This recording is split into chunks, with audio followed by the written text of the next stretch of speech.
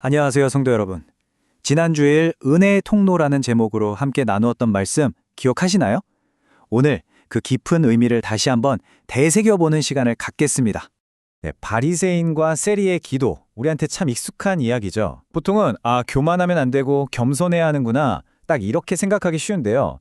근데요, 지난주일 말씀처럼 오늘은 그 이면에 숨겨진 더 깊은 메시지, 그러니까 하나님의 은혜가 대체 어떻게 우리 삶에 흘러 들어오는지 그 원리를 함께 파고들어 보려고 해요. 자, 그럼 본격적으로 한번 시작해 볼까요? 성전에 기도하러 올라간 이 두 사람, 어떤 차이가 있었는지부터 자세히 들여다보겠습니다. 먼저 바리새인입니다. 당시 사회에서 종교적으로나 도덕적으로나 가장 존경받던 사람이었잖아요. 그는 하나님 앞에서 마치 자기속에서 발표하듯이 자신이 얼마나 흠없이 살아왔는지, 또 종교적인 의무는 얼마나 잘 지켰는지 자랑스럽게 보고하고 있어요. 바로 이 지점이 정말 중요합니다. 그의 마음은 이미 자신의 의로움으로 꽉 차 있었던 거죠. 역설적이게도 그 영적인 충만함 때문에 정작 하나님의 은혜가 비집고 들어갈 틈이 하나도 없었던 거예요. 은혜를 구하러 온 게 아니라 사실상 자기의 성공을 확인받으러 온 셈이죠. 자, 그럼 세리는 어땠을까요? 사람들에게 손가락질 받던 죄인이었죠. 그러니 하나님 앞에 감히 내세울 게 아무것도 없었습니다. 그가 할 수 있는 건 오직 하나, 저는 죄인입니다. 불쌍히 여겨주세요. 라고 고백하는 것뿐이었어요. 그런데 바로 이 부분이 기가 막힌 역설을 보여줍니다. 자신의 마음이 텅 비어 있었기 때문에, 내놓을 것이 아무것도 없었기 때문에 오히려 하나님의 모든 것을 담을 수 있는 빈 공간을 가진 유일한 사람이었던 겁니다. 그러니까 핵심은 이거예요. 우리의 약함, 우리의 상처, 우리의 실패가 결코 부끄러운 결점이 아니라는 겁니다. 바로 그 깨어진 자리가 하나님의 능력이 가장 완벽하게 드러나는 무대가 된다는 거죠. 이 놀라운 진리를 보여주는 세 가지 이야기를 한번 만나보겠습니다. 다윗을 한번 볼까요? 골리앗을 쓰러뜨린 영웅 다윗, 정말 멋있죠? 하지만 그 빛나는 영웅 옆에서는 모두가 주눅 들고 작아질 뿐이었어요.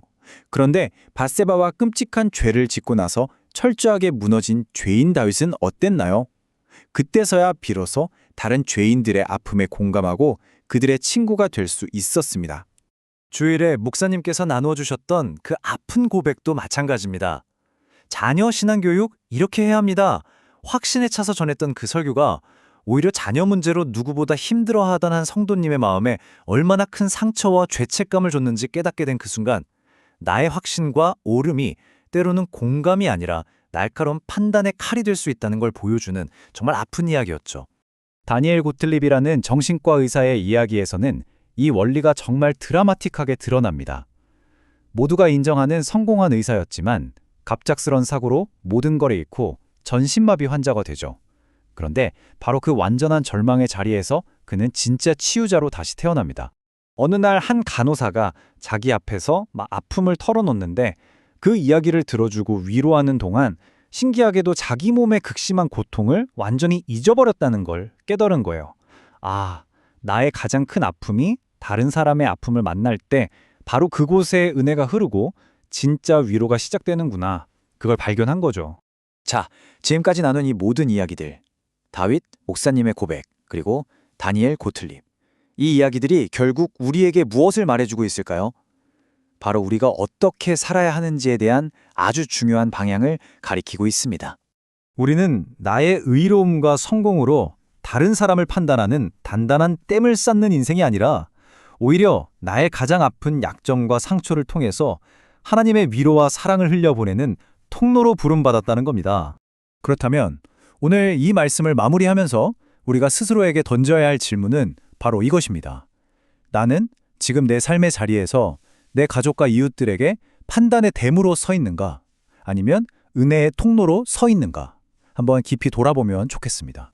여러분, 우리가 감추고 싶어하는 가장 부끄러운 상처, 가장 약한 그 부분이 바로 하나님께서 가장 놀라운 은혜를 부어주시는 통로가 된다는 사실, 그리고 나의 아픔이 다른 누군가를 살리는 축복의 시작이 될 수 있다는 이 진리를 이번 한 주 꼭 붙들고 살아가시길 소망합니다.